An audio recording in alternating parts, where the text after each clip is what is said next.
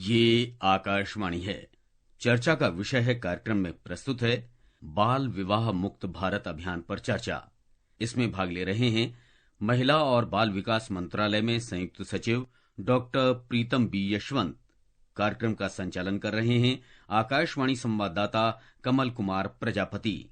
पिछले एक वर्ष में 2 लाख बाल विवाह रोकने में हमें सफलता मिली है और हम 47% से कम करके बाल विवाह को 23% तक ले आए हैं। जब ये सकारात्मक आंकड़े हमारे सामने आते हैं तो हम इस बात को लेकर आश्वस्त होते हैं कि देश में बाल विवाह की संख्या लगातार घट रही है। लेकिन दूसरी ओर जब नेशनल फैमिली हेल्थ सर्वे यानी NHFS 5 2019-21 का आंकड़ा ये कहता है कि अभी भी 23% तक हमारे पास संख्या है बाल विवाह की कुल विवाह में, तो ये हमें गौर करना जरूरी हो जाता है कि हम इस समस्या को लेकर चिंता जाहिर करें और एक विशेष अभियान की इस मामले में जरूरत समझी गई और आज ही ऐसा ही एक विशेष अभियान शुरू किया गया। महिला एवं बाल विकास मंत्री अन्नपूर्णा देवी ने आज बाल विवाह मुक्त भारत अभियान की शुरुआत की। तो बाल विवाह पर और इस अभियान पर आज हम कार्यक्रम में विस्तार से चर्चा कर रहे हैं। हमारे साथ कार्यक्रम में जुड़ रहे हैं महिला एवं बाल विकास मंत्रालय में संयुक्त सचिव डॉक्टर प्रीतम बी यशवंत। कार्यक्रम में बीच बीच में हम अपने संवाददाताओं को भी शामिल करेंगे अलग अलग राज्यों में बाल विवाह की स्थिति को लेकर।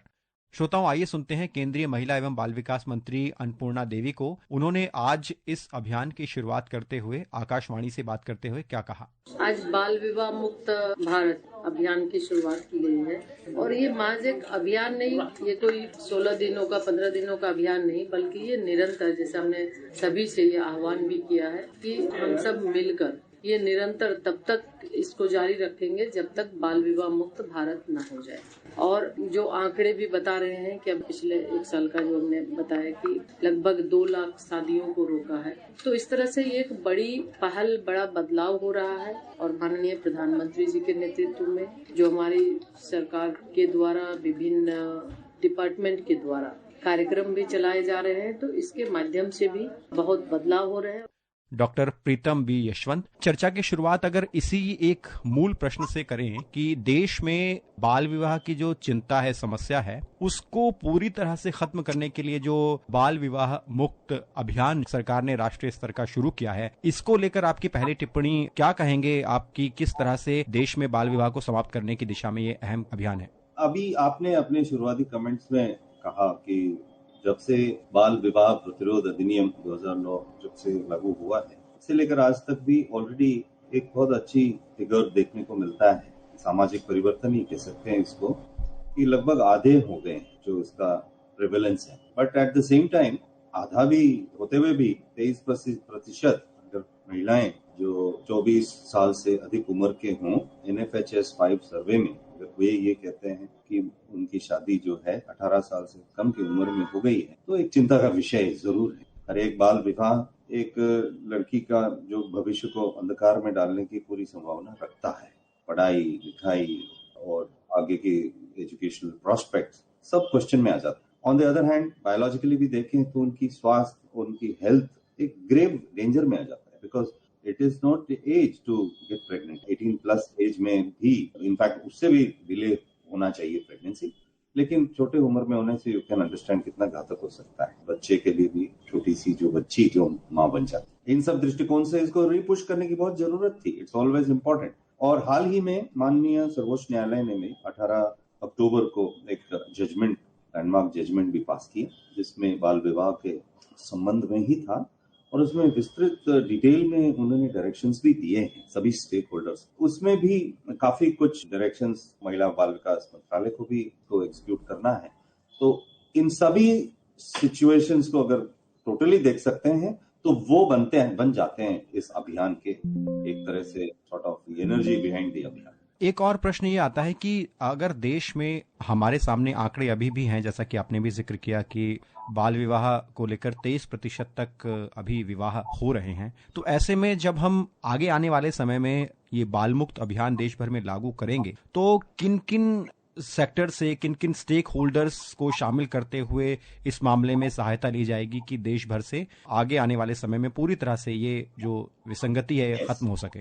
बहुत अहम क्वेश्चन है। सो एक उसी डेटा में ये भी देखने को मिलता है कि ये एवरेज जो है सेम नहीं है पूरे कंट्री में। कुछ डिस्ट्रिक्ट्स हैं, कुछ स्टेट्स हैं जहाँ पे जो ये बाल विवाह का प्रिवेलेंस का रेट जो है, दर जो है थोड़ा हायर है देन नेशनल एवरेज। काफी स्टेट्स हैं वो जो थोड़ा ईस्टर्न इंडिया के साइड के स्टेट्स में आते हैं, कुछ इस तरह से असम हो गया, झारखंड, बिहार, आंध्र प्रदेश, कुछ हद तक अन्य स्टेट्स भी above average, state national average से ऊपर है। तो इनमें फोकस जब करेंगे तो स्टेट गवर्नमेंट्स की एक फुल इन्वॉल्वमेंट जो कि हमें मिल ही रहा है। फिर चाइल्ड मैरिज प्रिवेंशन ऑफिसर्स, इनको नियुक्त करने का प्रावधान है इसी अधिनियम के भीतर। बहुत सारे स्टेट्स ने, जैसे हम इमीडिएटली याद आता है तो जैसे कर्नाटका है या फिर असम भी है, वो बहुत व्यापक स्तर पर, मतलब बड़े अधिक संख्या में और निचले स्तर तक के अधिकारियों को उन्होंने चाइल्ड मैरिज प्रिवेंशन ऑफिसर्स को नियुक्त किया है, जो कि बहुत अच्छी बात है।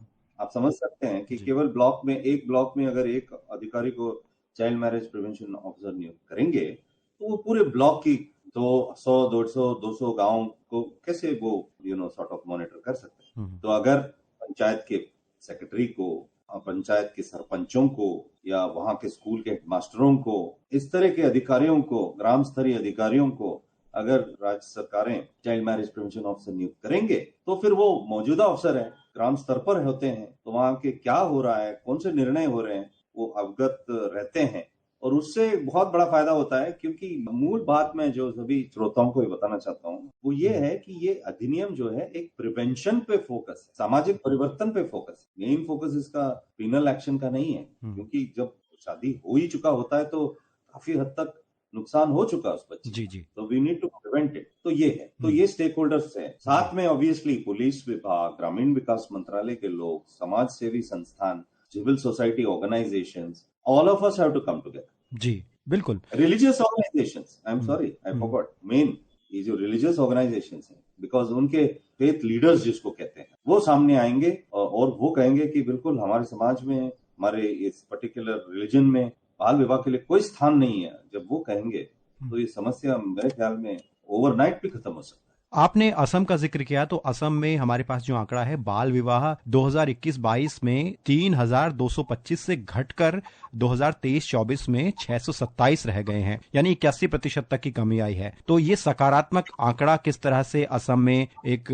बहुत बड़ा उदाहरण बना है पूरे देश भर के लिए बाल विवाह के मामले में। अपने संवाददाता से जुड़ते हैं जो असम से सीधे हमसे जुड़ रहे हैं, मानस प्रतिम शर्मा जी। तो मानस, इस आंकड़े के बारे में बताएं, और ये भी जैसा कि इसमें शामिल है कि किस तरह से सख्त कानूनी कार्रवाई से या कानूनों की सख्ती से असम में इस लक्ष्य को हासिल किया गया है, और कैसे आप इस पूरे आंकड़े को देखते हैं। इस पे 2-3 कारण है। असम में, जैसे आप बता रहे थे कि असम पूरे देश भर में एक सक्सेस स्टोरी बनकर अभी उभरा है बाल विवाह रोकने में। मैं पहले जिक्र करना चाहूंगा कि जैसे ये तो आमतौर पर नॉर्मल बात है कि पुलिस हो या डिस्ट्रिक्ट एडमिनिस्ट्रेशन हो या सिविल सोसाइटी हो, जब भी ऐसा खबर मिलते हैं इस पे एक्शन लिया जाता है। लेकिन पिछले कुछ सालों में असम में 2 मेजर क्रैकडाउन हुए बाल विवाह के खिलाफ, और जो सीआईडी के आंकड़े हैं उनके मुताबिक 4,000 से अधिक यहाँ पे केस अगेन चाइल्ड मैरिज, बाल विवाह के खिलाफ पिछले 2-3 सालों में यहाँ पे केस दर्ज हुआ। तो एक जिसको कहते हैं कि फियर ऑफ द लॉ, कानून के लिए डर, शायद ये कानून के लिए लोगों में डर है कि ये गलत है। जैसे अभी सर बता रहे थे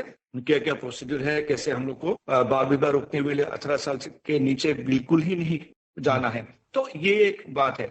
दूसरी बात जो है अवेयरनेस, जागरूकता के लिए इसमें हम आकाशवाणी भी जोड़े हैं WCT डिपार्टमेंट के साथ या असम पुलिस के साथ, और बाकी जो ऑर्गेनाइजेशन हो, एक मल्टीप्रॉन्ग इसमें अप्रोच लिया गया था।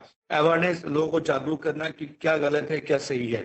बिल्कुल। थर्ड पार्ट जो है, जो डेवलपमेंट एस्पेक्ट है, ये सेंट्रल गवर्नमेंट और असम गवर्नमेंट की तरफ से जो सेंट्रल की स्कीम से सब हम लोग जानते हैं। जैसे उदाहरण के तौर पे हम लोग SBM के बारे में बोल सकते हैं, स्कूल ड्रॉप आउट रोकना, लड़कियों के लिए सेपरेट टॉयलेट बनाना स्कूल में, ये हर जगह हुआ है, असम में भी ये हुआ है। साथ में असम गवर्नमेंट की जो अप्रोच है, जैसे एजुकेशन डिपार्टमेंट की एक अप्रोच है। अभी कुछ दिन पहले ये स्कीम शुरू हुआ जिसको कहते हैं निजुत मोइना। मोइना मतलब जो प्यार से हम लोग बच्चे को कहते हैं, निजुत मतलब 10 लाख। तो उस लड़कियों को पैसे देते हैं असम सरकार की तरफ से कि जब ये लोग बड़े होंगे, 18 साल के होंगे, इनको पैसा भर के अकाउंट में जमा होगा। ये एक स्कीम है, जैसे ड्रॉप आउट घटाने के लिए, रोकने के लिए। दूसरी बात, जो स्कूल की बच्ची है, इन लोग को स्कूटी दिया जाता है। 9-10 की क्लास की लड़कियों को बाइसाइकिल दिया जा रहा है, ताकि लड़कियां ऐसा ना हो कि घर से दूर स्कूल है तो ड्रॉप आउट ना हो। तो ये मल्टी प्रोंग अप्रोच है जिसमें असम उभर के आया है एक सक्सेस स्टोरी बन के। कमल जी धन्यवाद मानस जी। और मैं वापस डॉक्टर प्रीतम बी यशवंत जी के पास आना चाहूंगा। अभी हमने जैसा कि अपने संवाददाता से ये पूरी सक्सेस स्टोरी सुनी, मैं आपसे ये समझना चाहूंगा कि जब हमने 2015 में बेटी बचाओ बेटी पढ़ाओ अभियान शुरू किया था तो ये एक शुरुआत थी, एक जो लैंगिक समानता है उसको लेकर बड़ा अभियान था। लेकिन अब दोबारा से हम इस बाल विवाह की रोकथाम का इस अभियान को जब शुरू कर रहे हैं तो ये आगे की दिशा तय करेगा कि किस तरह से देश में लैंगिक अनुपात के साथ साथ अगर हम बाल विवाह समाप्त कर देते हैं तो महिलाओं की और बालिकाओं की जो शिक्षा है, योग्यता है, उसको बढ़ाने में और देश के विकास में उनकी भागीदारी को बढ़ाने में ये बहुत महत्वपूर्ण होगा। तो इसको आप किस दृष्टि से देखते हैं, कैसे इस मामले में ये अभियान और ज्यादा व्यापक बन जाता है? आपने जो बातें अभी कही, कई पहलू हैं इसमें। एक बच्ची की जो सही उम्र पर अगर शादी होती है तो वैसे ही उसकी मानसिक, शारीरिक और उसकी जो डेवलपमेंट है उसके लिए समय मिला होता है, तो वो सही निर्णय ले सकती, अपनी निर्णय लेने की काबिल रहेगी। सबसे पहली बात है तो सेक्स सिलेक्शन जो है या फीमेल फिटिसाइड जिसको कहते हैं, भ्रूण हत्या, वो सारे काफी हद तक तो छोटे बच्चों के साथ ही हो सकता है जो खुद समझते नहीं है या अपने खुद के बॉडीली रिलेटेड डिसीजंस ले नहीं पाते हैं।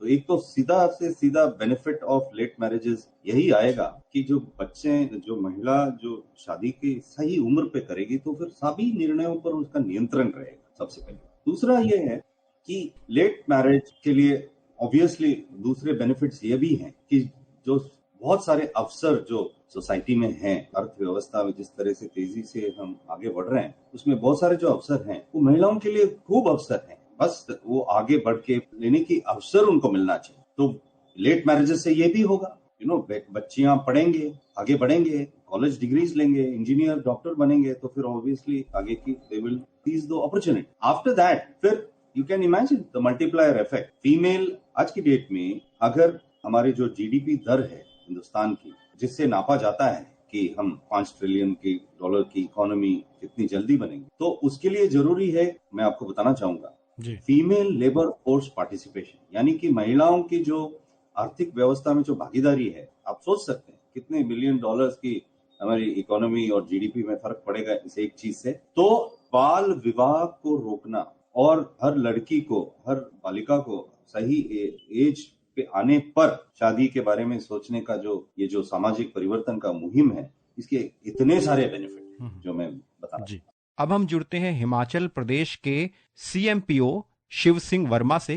हमारे संवाददाता ने उनसे बात की और जानने की कोशिश की कि जमीनी स्तर पर बाल विवाह को समाप्त करने के लिए क्या कुछ प्रयास किए जा रहे हैं। बाल विवाह को रोकने के लिए क्या क्या समस्या आपको झेलनी पड़ती है फील्ड पे? देखिए, अभी जो करंट में जो सिनेरियो है हमारा सोसाइटी का, जिस तरह का सिनेरियो है, अभी तक जो मेन चैलेंज है वो है हमारा जो अवेयरनेस है सोसाइटी में, वही नहीं है। तो अगर हम ये सोसाइटी में अवेयर करेंगे इसके दुष्प्रभाव क्या है या इनकी जो लीगल इम्प्लीकेशन है वो क्या है, वो सब चीजें बताएंगे तो शायद उससे कुछ चेंज आएगा, फिर सोसाइटी में कुछ चेंज आएगा उससे। अभी क्या क्या पॉजिटिव इम्पैक्ट आ चुका है फील्ड पे, सीएमपीओ के काम पे, और जो सरकार की इनिशिएटिव्स चल रही है बाल विवाह और महिला सशक्तिकरण को लेकर? महिला सशक्तिकरण या दूसरी महिलाओं से एम्पावरमेंट की और भी जो स्कीम्स है उससे लोग अब जागरूक हो रही है। सोसाइटी में एक पॉजिटिव चेंज ये है कि लोग अब चीजों को समझने लग गए हैं, उसके दुष्प्रभावों को भी और उसके जो लीगल इम्प्लीकेशन है उससे हमें क्या हानियां हो सकती है उनको भी लोग समझने लग गए हैं। मैं आपके साथ इंसिडेंट कुछ शेयर करना चाहता हूँ। आज से 3-4 साल पहले की बात है, तब जो हमारा जो ये रेट था, बाल विवाह का रेट था, ये बहुत ज्यादा था। उसके बड़े रीजन थे, सोसाइटल रीजन था, कहीं का कल्चरल रीजन था या फाइनेंशियल रीजन थे, कई फैमिलीज के अलग अलग थे। पर जैसे उन लोगों को पता चला, ऐसे बहुत सारे इंसिडेंट है जहाँ पे हमने उनको समझाया, कई बार वो आक्रामक भी हो जाते थे जब हम वो चीजें समझाते थे, पर उनको समझाने के और ये अवेयर करने के बाद अब काफी इसमें गिरावट हुई है बाल विवाह में। और दूसरे जो महिलाओं से सशक्तिकरण से जितने भी कार्यक्रम चल रहे हैं उनके चलने से एक तो गिरावट हुई और दूसरा जो इसका सशक्तिकरण है वो एक्चुअल में फील्ड में हो रहा है।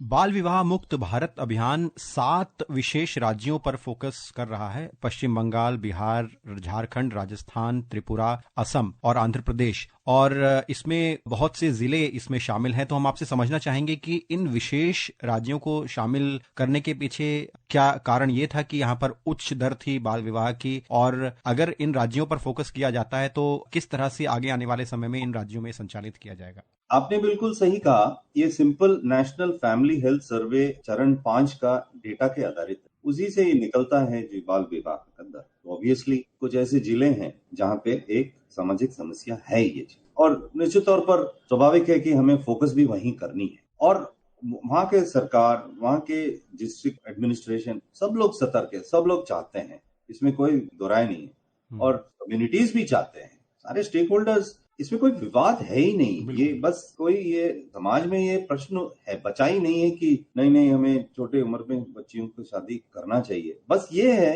उनको एजुकेट करने की बस जरूरत कि भाई इतने सारे अवसर हैं, बहुत सारे स्कीम हैं बच्चों को पढ़ाई में रखने के लिए। बेटी पढ़ाओ, आपने बताया बेटी पढ़ाओ बेटी बचाओ स्कीम चल ही रहा है ना। निःशुल्क शिक्षा है, अब नेशनल एजुकेशन नीति के तहत कंप्लीटली निःशुल्क शिक्षा है 10वीं तक across the country, quality education का। हायर एजुकेशन के लिए कई स्कॉलरशिप्स के स्कीम्स हैं, कई छात्रावास की स्कीम है, राज्य सरकारों के भी कई स्कीम है कि हर स्टेज में बालिका को कुछ न कुछ उनको लाभ मिलता है। तो इन जिलों में यही फोकस लेके चलेंगे तो हमें उम्मीद है कि ये पर्टिकुलर कम्युनिटीज में जो अभी ये अवेयरनेस की कमी कह लीजिए या फिर मोटिवेशन की कमी है, वहां पे जाके उनकी काउंसलिंग और अवेयरनेस की हम कैंपेन चलाएंगे तो निश्चित तौर पर आई एम वेरी होपफुल कि there will be fantastic result. तो हम राजस्थान चलते हैं हमारे संवाददाता जितेंद्र द्विवेदी के पास। जितेंद्र जी, जैसा कि हम चर्चा कर रहे हैं कि 7 राज्यों पर फोकस है इस अभियान के तहत, राजस्थान भी जिसमें से अहम है, तो कैसे आप देखते हैं राजस्थान में अभी आपके पास क्या जानकारी है कि बाल विवाह को लेकर जो समस्या है वो कितनी बड़ी है, और जो सकारात्मक परिणाम भी हैं तो क्या वो भी आपके पास है कि कितनी हद तक इसमें कमी आई है, और जब ये अभियान लागू होगा तो किन लक्ष्यों को लेकर यहाँ पर इस अभियान को रखा जाएगा? देखिए, पिछले 2 दशकों के अंदर बाल विवाह को लेकर जो राजस्थान की स्थिति थी उसमें काफी बदलाव आया है। पहले व्यापक रूप में बाल विवाह हुआ करते थे। आखा तीज जो कि अप्रैल मई में होता है यहाँ पर एक त्योहार, उसमें बहुत बड़ी संख्या में बाल विवाह हुआ करते थे। लेकिन सरकार के प्रयास, पुलिस के प्रयास, प्रशासन के प्रयास, सबके समन्वित प्रयासों से और लोगों में जागरूकता का स्तर भी बढ़ा है। लड़के और लड़कियां भी पढ़ रही हैं, तो उनको भी एक तरीके से वो भी मुखर हुए हैं कि हम बाल विवाह नहीं करेंगे। तो पिछले 2 दशकों के अंदर तस्वीर में काफी बड़ा बदलाव आया है। और अब यदि पुलिस के जो मामले हैं या प्रशासन के पास जो शिकायतें आती हैं वो हद तक कम हुई है। लेकिन अभी भी कई सारे जिले ऐसे हैं, कई पिछड़े इलाके ऐसे हैं, कई समुदाय ऐसे हैं जो कि मुख्य धारा में शामिल नहीं हो पाए हैं, जिनके अंदर जागरूकता की कमी है, और वहां पर अभी भी बाल विवाह हो रहे हैं। तो ये जो ड्राइव चलेगी, अब ये जो आज महाअभियान स्टार्ट हुआ है, इस अभियान के तहत यही किया जा रहा है कि किस प्रकार हम वंचित समुदाय है, ऐसे तबके हैं, ऐसे समुदाय के जो हमारे समुदाय हैं समाज के, या ऐसे इलाके हैं जो अभी भी जिनमें अवेयरनेस की कमी है, जिनके अंदर अभी भी जिनको पता नहीं है कि बाल विवाह के क्या दुष्परिणाम हो सकते हैं, उनके बीच जाना, उनको समझाना, उनकी काउंसलिंग करना और उनके व्यवहारगत परिवर्तन उनके अंदर लाना,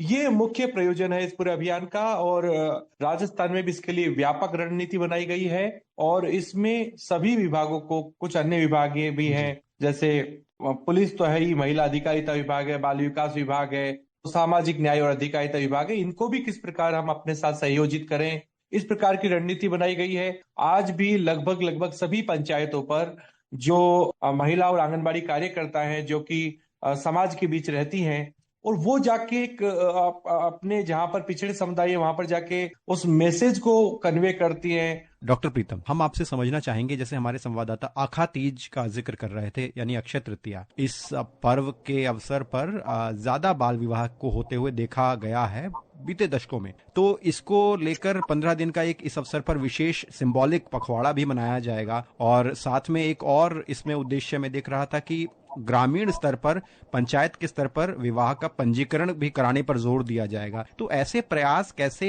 आने वाले समय में विवाह के एक औपचारिक डेटा को हमारे सामने लाएंगे और बाल विवाह की रोकथाम को लेकर इससे और ज्यादा मदद मिलेगी? मैं जितेंद्र जी से पूरी तरह से सहमत हूँ। मैं भारतीय प्रशासनिक सेवक अधिकारी हूँ, जो 20 इयर्स मैंने राजस्थान में सेवा दी है दिल्ली आने से पहले। तो वहां पे जो लॉट ऑफ वर्क जो हुआ है, बिकॉज इस तरह से प्रथा वहां पे प्रचलित था, इस तरह से लार्ज स्केल पर कुछ ऐसे फिक्स डेट्स पे कैलेंडर पे तरह सामाजिक एक परिपाटी थी, शादी होनी चाहिए, उसी वजह से सबसे ज्यादा काम भी वहीं हुआ है। तो वहां पे भी सामाजिक तौर पर हर पर्टिकुलर कम्युनिटी में, हर रीजन में, राजस्थान में की भी हम बात करें तो ऐसा नहीं है कि प्रति जिले में आप चले जाइए तो वहां पे हर समुदाय के ऐसे प्रोग्रेसिव प्रगतिशील लोग खड़े हैं ये इनिश्योर करने के लिए कि ये प्रथाएं खत्म हो। एक बात तो ये है। दूसरा, अब आपने जो बात पूछा तो मतलब कहने का अर्थ है कि वी आर वेरी होपफुल कि इस तरह के प्रथाएं धीरे धीरे खत्म होती जाएंगी। सेकेंड, कि हमारे जो कैंपेन की मॉनिटरिंग के लिए हमने एक पोर्टल भी लॉन्च किया, माननीय मंत्री महोदय जी ने इसको लॉन्च किया, बाल विवाह मुक्त भारत का मॉनिटरिंग के लिए। उस पोर्टल का अर्थ सिर्फ इतना था क्योंकि हमने एक तरह से सहजता बनाई है कि जो काम होता ही है वैसे भी सबके एफर्ट से इसको कंप्यूट करने के लिए, ताकि एक व्यवस्था बैठ जाए। सो वी आर ट्राइंग कि आपने कितने लोगों को प्रेरित किया, जब कोई सूचना मिली उस ग्राम पंचायत ब्लॉक तो क्या कार्रवाई की गई, क्या आप वहां गए, क्या आप उनके समझाइश किया, तो कितने आपने समझाइश से रोक पाए, जो कि बहुत बड़ी बात, बहुत अच्छी बात है। कई बार समझाइश जब नहीं होता है तो थोड़ा हमें पुलिस एक्शन से भी रोकना पड़ता है, तब जाके लोगों को थोड़ी समझ में आती है। क्योंकि बच्ची का देखो, जब भविष्य बचाने का दायित्व तो है ही हमारा, because it's written in the law, so उसकी कंप्यूटेशन हो सकता है, मेंटेन अ रिकॉर्ड। और आपने एक बहुत इंपॉर्टेंट बात बताई, one of the best veg जिसको हम एनकरेज कर रहे हैं इस कैंपेन में, वो कह रहे हैं कि ज्यादा से ज्यादा लोकल बॉडीज, चाहे ग्रामीण लोकल बॉडीज हो या अर्बन लोकल बॉडीज हो, वो मैरिज को रजिस्टर करने का प्रथा शुरू एनकरेज कर रहे हैं, रजिस्टर करें। अभी कानूनन उसकी कंपलसरी रजिस्ट्रेशन एक्ट में अभी it is the provision is not that mandatory, but local bodies वो कर ही सकते हैं, कर भी रहे हैं, उनके पास पावर है लोकल बॉडीज में, चाहे वो पंचायत हो या नगर पालिकाएं, दे कैन डू दैट। तो वो एनकरेज कर रहे हैं। एक बार रजिस्ट्रेशन करना शुरू करेंगे तो फिर ऑब्वियसली 2 बार सोचेंगे लोग कि हमें इसको हर कोई दूसरे सरकारी कुछ भी बेनिफिट के लिए हमें तो रजिस्टर करना ही पड़ेगा, तो it is becomes a barrier. तो ये 2 इंपॉर्टेंट चीजें हैं जिससे हमें पोर्टल बनाया है, और इससे वो जैसे जैसे अभियान आगे बढ़ेगा तो फिर इंफॉर्मेशन इकट्ठा हो सकता है हर ग्राम पंचायत से, हर ब्लॉक से, हर जिले से। पश्चिम बंगाल से कल्याण लाहा हमारे संवाददाता जुड़ रहे हैं। कल्याण, आप हमें बताएं कि जो ये विशेष अभियान लागू किया जा रहा है पूरे देश भर में, तो पश्चिम बंगाल में किस तरह से बाल विवाह मुक्त भारत अभियान की प्रगति को देखा जा रहा है, आने वाले समय में किस तरह से पश्चिम बंगाल में भी इस अभियान के हमें सफल परिणाम देखने को मिलेंगे? देखिए, जैसा पश्चिम बंगाल का स्थिति है, इसमें राज्य सरकार बहुत पहले से काम कर रहा है केंद्रीय सरकार के साथ समन्वय रख के।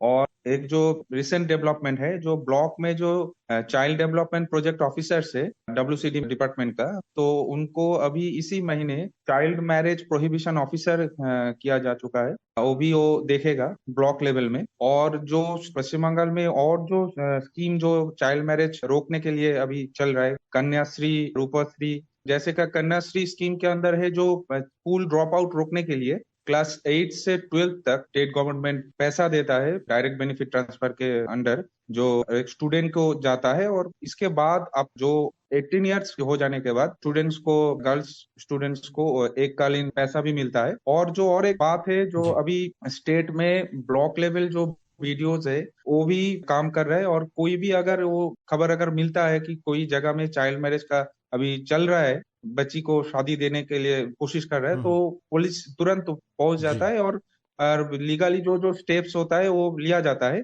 और अभी और एक चीज है, जो 1098 जो चाइल्ड हेल्पलाइन नंबर है, अभी वो डिस्ट्रिक्ट मजिस्ट्रेट के अंदर आ गया है। तो डीएम भी अभी वो डायरेक्ट देख रहा है, अगर कोई कंप्लेन आए तो तुरंत एक्शन होता है। जी डॉक्टर प्रीतम, हम आपसे अंत में ये समझना चाहेंगे, जैसे हमारे पास आंकड़े हैं कि देश में जो हमारा सेक्स रेशियो था वो पिछले दशक में 918 से बढ़कर 930 हो गया है। महिलाओं की वर्क फोर्स में भागीदारी की बात करें तो ये भी हमारे पास सकारात्मक आंकड़ा है कि 33% से बढ़कर भागीदारी 41% तक हो गई है। तो ये जो सकारात्मक आंकड़े हैं, अगर पूरी तरह से देश में बाल विवाह खत्म होता है तो किस तरह से इन आंकड़ों को और बढ़ते हुए देखा जाएगा? और हम जबकि विकसित भारत से इस अभियान को जोड़कर देख रहे हैं कि 2047 तक अगर हमें विकास में महिलाओं की भागीदारी को सुनिश्चित करना है तो उसके लिए इस समस्या को दूर करना बहुत जरूरी है तुरंत प्रभाव से। तो ऐसे मामले में भी अभियान और कैसे विशेष हो जाता है?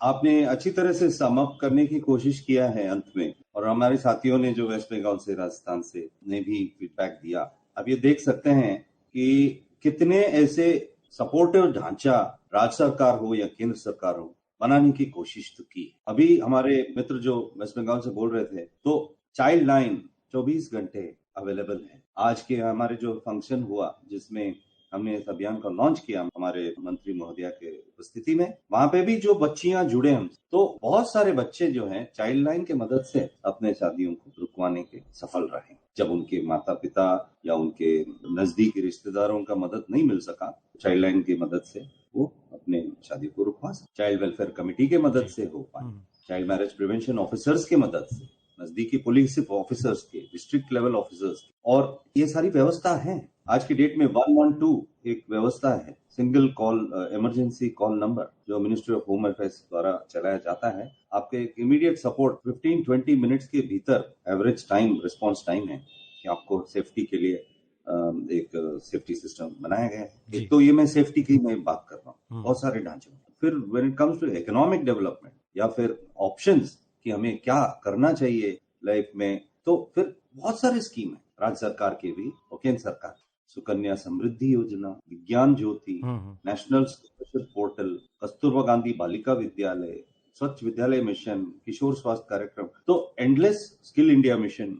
तो ये इतने सारे जब अवसर है, मैं इसलिए इनको गिना रहा था संक्षिप्त में, बिकॉज श्रोताएं जो सुन रहे हैं जी, हमारा काम ये भी है कि उन सभी माता पिताओं को जहां तक पहुंच रहा है का डिस्कशन, उनको लगे कि ऐसे वो दिन गए जी कि आपकी बच्चे को कोई सपोर्ट सिस्टम है ही नहीं, मैं क्या करूं, मैं कैसे बच्चे को बड़ा करूं, अब ये मेरे ऊपर बोझ है, ये किसी और घर पे जाएगी, अल्टीमेटली उसको चूल्हा और किचन और बच्चों को रेस करने के अलावा कुछ नहीं। ये समय आ गया कि ये सारे विचारों को खत्म करें। बिल्कुल, because there is so much available in around us, और हम लोगों का, चाहे प्रशासन हो, चाहे समाज सेवी संस्थान हो, चाहे प्रेस हो, चाहे हम सब लोग मिलकर स्टेक होल्डर्स जिसको आप कह रहे थे, हमारा ये दायित्व है कि हम गांव-गांव तक ये चीज पहुंचाएं कि ये सारा आपकी बेटियों के भविष्य को सुरक्षित करने के लिए ये सारी व्यवस्थाएं हैं, और हम आपको हेल्प करेंगे कि वो व्यवस्थाएं आपके बच्चियों को मिल सके। ये इस अभियान का मूल उद्देश्य होना चाहिए। जी, बहुत बहुत धन्यवाद डॉक्टर प्रीतम बी यशवंत, आपका कार्यक्रम में जुड़ने के लिए, और हमारे संवाददाताओं का हम धन्यवाद करते हैं कि इस चर्चा में शामिल हुए और एक सार्थक चर्चा हमारे श्रोताओं तक पहुंचाई। आप सभी का धन्यवाद। Thank you, thank you, thank you, thank you. अभी आप सुन रहे थे बाल विवाह मुक्त भारत अभियान पर चर्चा। इसमें भाग ले रहे थे महिला और बाल विकास मंत्रालय में संयुक्त सचिव डॉक्टर प्रीतम बी यशवंत। कार्यक्रम का संचालन कर रहे थे आकाशवाणी संवाददाता कमल कुमार प्रजापति। ये कार्यक्रम आकाशवाणी के समाचार सेवा प्रभाग द्वारा प्रस्तुत किया गया। इसे आप हमारे mobile app news on AIR और YouTube channel news on AIR official पर भी सुन सकते हैं। इस कार्यक्रम के संबंध में अपनी प्रतिक्रिया आप हमें ईमेल या व्हाट्सएप के माध्यम से भेज सकते हैं। ईमेल का पता है airnsdtalks@gmail.com और व्हाट्सएप नंबर है 9289094044।